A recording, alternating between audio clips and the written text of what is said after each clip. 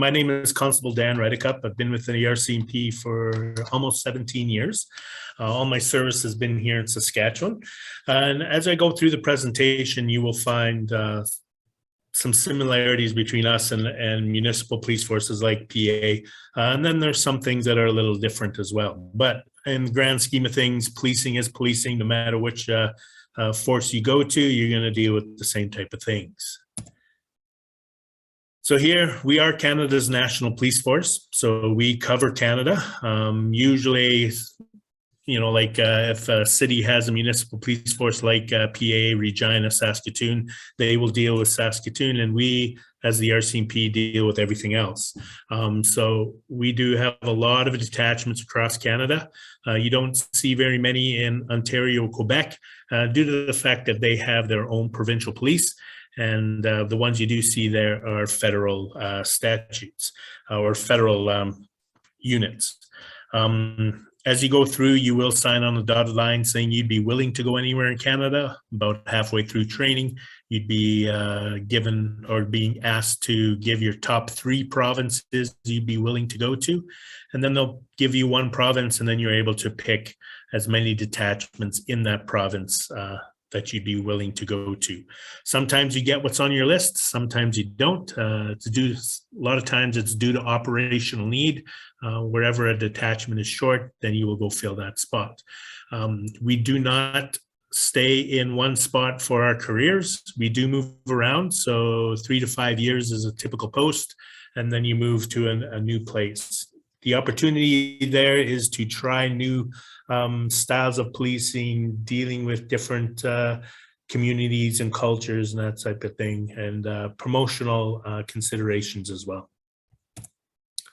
So basic qualifications you need to apply to the RCMP is you got to be Canadian citizen or permanent resident that has resided in Canada for the last 3 out of the 5 years.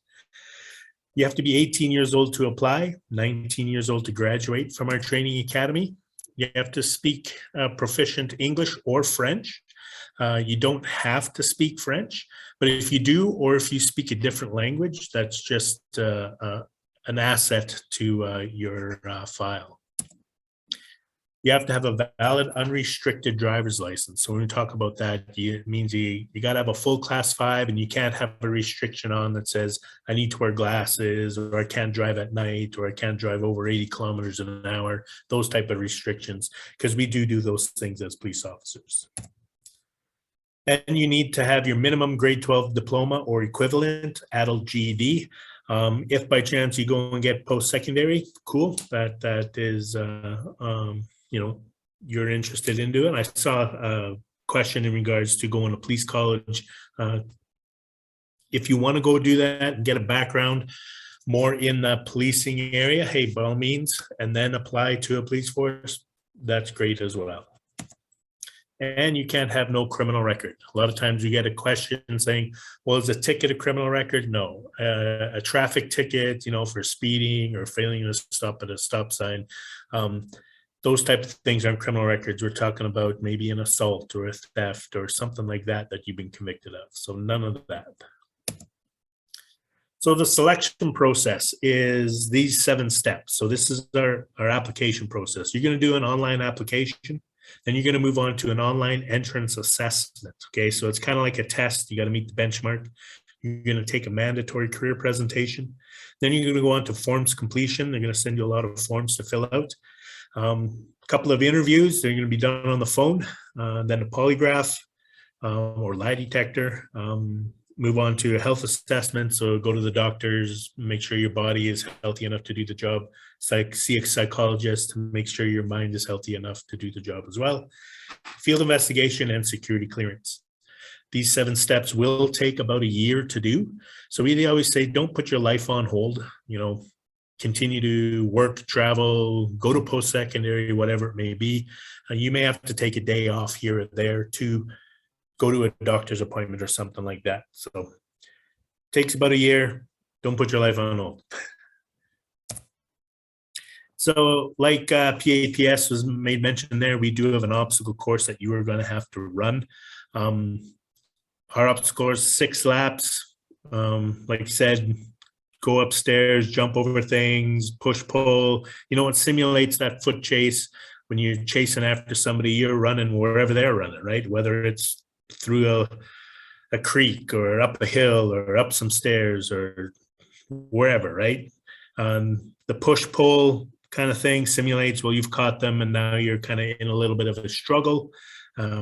Ours is 6 laps. It's a little different than the ProActive, but you got to finish ours in 5 minutes and 30 seconds.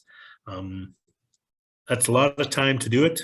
Like my fellow brother in blue there said, it is intense. It is a tough 6 laps. But for us, you have to pass it the first 2 weeks to get to training. So since our application takes about a year, by all means, start getting yourself in shape so that when you get here, you have no problems with the pair. You know, fitness is one thing you have control over before you even get to training.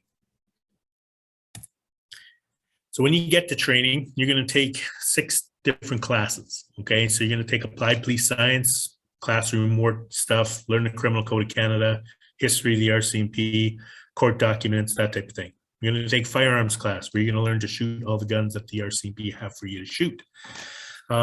Key there is you don't have to have ever shot a gun before or have your PAL or anything like that. We will teach you how to shoot them safely and proficiently.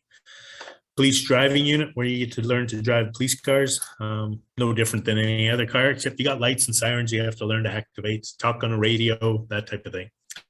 Drill class, we are paramilitary, so we take some stuff from the military, incorporate it into our training, and drill is one of those. So in this class, you're going to learn to polish your boots, iron your clothes, make your beds, march together as a troop, all that type of stuff. In that class, you will get exposure to pepper spray, so you know what it feels like for whenever you use it out there in the real world, because if you do use it, the person you're using it on is going to get affected, you're going to get affected, your partner's going to get affected, people, if there's people around within a 20-foot radius, they're all going to get affected by it. So you got to understand what it does to your body, but you also understand you have to get that person into custody. It's a little uncomfortable. Looks like a badge of honor. Every police officer's gone through it. So it's a neat little thing. You're going to move on to a police defensive tactics class. Here you're going to learn to, like my fellow colleague said, learn to handcuff, learn to arrest somebody. Very scenario-based training. Your troop mates are going to be actors. They're going to act out a scenario. You have to go in and deal with it. Whether they comply with your commands or they tell you, no, I ain't coming, and they maybe put up your hands for a fight or whatever it may be, you are going to have to learn to read the situation and deal with it the best you can. And then physical training. So phys ed class, in my opinion, take what you have in high school, jack it up a few notches, and that's the physical training we have at our training. We have a big gymnasium, a weight room, lots of obstacle courses around depot, running paths, bike paths, all that stuff, a pool you can utilize. So lots of different areas to do your physical training. Depot for the RCMP is a little different. Yes, it's in Regina, but it's at different spots. I believe municipal forces go to the University of Regina. We have our own training facility on the west side of Regina. Training is 26 weeks or 6.5 months. Key thing here is you get paid $525 a week to go. And that's money in your pocket because while you're there, everything is given to you. So pay and benefits with us, when you graduate, you're going to be making just over $65,000 a year. And then you'll get a raise at 6 months, 1 year, 2 years. And then at 3 years, what a first-class constable within the RCMP is being paid is just over $106,000 a year. Overtime and on-call is above and beyond that. You get to pay developmental courses if you want to further your career or do something else. We've got courses all over Canada that we can send you on. Excellent pension. I know you're young, you're not thinking about retiring, but with us, once you get in, you can retire after 25 years. So if you get in young, you can retire early. General medical, dental, and family health plan. Pretty much once you're in, if something goes wrong with you, we will send you to get it fixed. Physio, massage, chiropractic, that type of thing. Vacation leave, 3 to 6 weeks, depending on your years of service, but everybody's going to start with 3 weeks. And then maternity and parental leave. Yes, you can have and start a family in policing. For the ladies, if you want to start a family, we will pay you, I believe it's about 95% of your wage while you're off. And fellas, you can take parental leave as well, up to 9.5 months. Within our organization, we have over 150 different specializations, jobs, units, whatever you want to call them. Everybody's going to start off doing what we call general duty policing. That's going to that first attachment, answering those 911 calls. In that time, you will find out what interests you, and you can specialize into a lot of different things. Some of the main ones are forensic identification, drugs and organized crime, undercover, financial crimes, emergency response, SWAT, K9, lots of opportunity for you to do lots of different things across Canada. And that's pretty much a quick presentation in regards to just basics on becoming an RCMP officer. Thank you so much, Dan. If you would unshare your screen, you've got quite a few questions and we've got 2 minutes. So all right. Lots of questions about do you get tased when you're in training? Not in training. That's after training, you get taught on it, and then it's your choice if you want to or not. How old were you when you started with the RCMP? I was 29. I joined in 2005. Awesome. So we've got a question from Joan Strong.